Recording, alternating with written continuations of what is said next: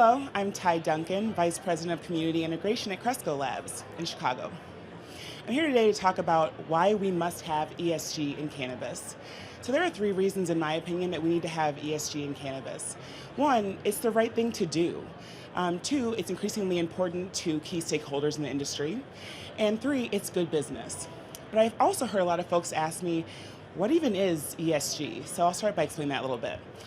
So ESG stands for Environmental, Social, and Governance. Can be considered an evolution of CSR, Corporate Social Responsibility. So whereas CSR was more geared toward programmatic work, ESG is more metrics driven and involves more metrics reporting.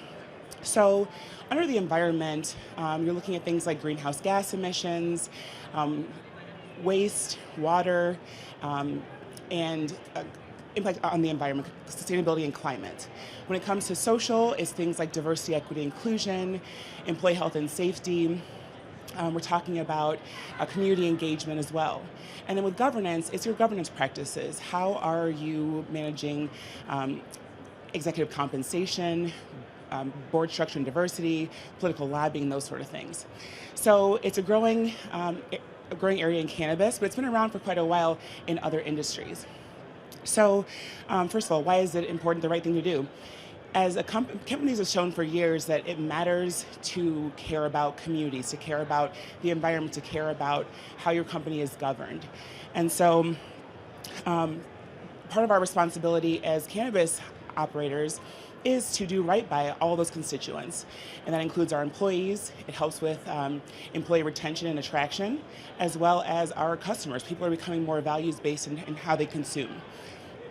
And that's part of why it's also an important business imperative.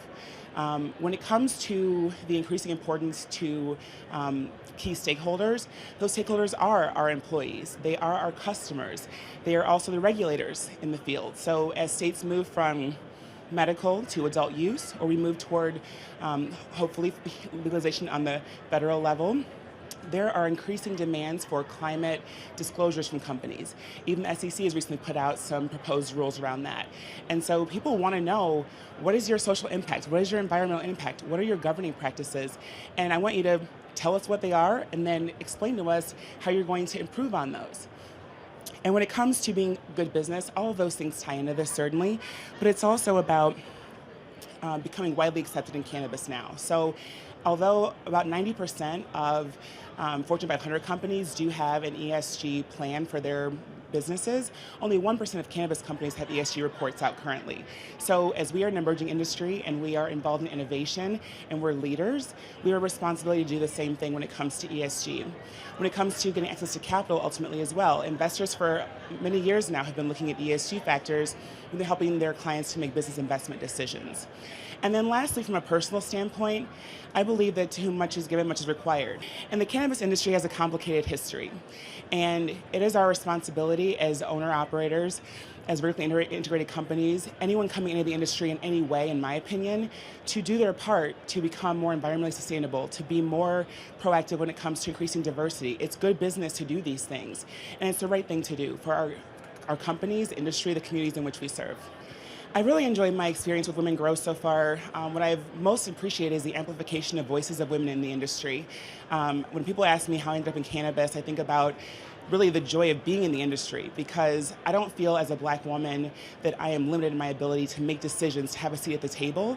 And Women Grow is, through this session at MJBiz and in many other ways, provide opportunities for women in the industry to have their voices amplified and have exposure to the kind of opportunities that they've offered me here today at MJBiz.